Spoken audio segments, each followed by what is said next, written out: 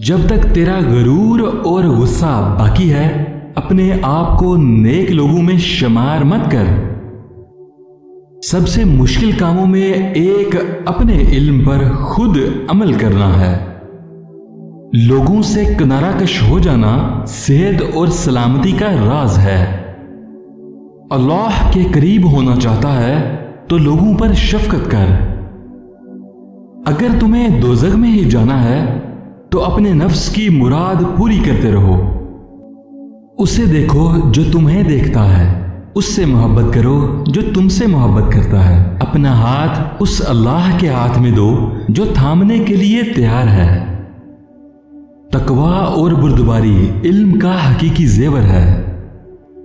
दुनियादार दुनिया के पीछे दौड़ रहे हैं और दुनिया अल्लाह वालों के पीछे।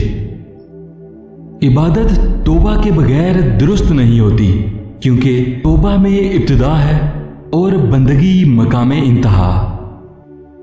इज्जत दर हकीकत वो होती है जो बंदे को खुदा के दरबार में हाजिर करे, और जिल्लत वो है जो इंसान को खुदा से गाफिल कर दे।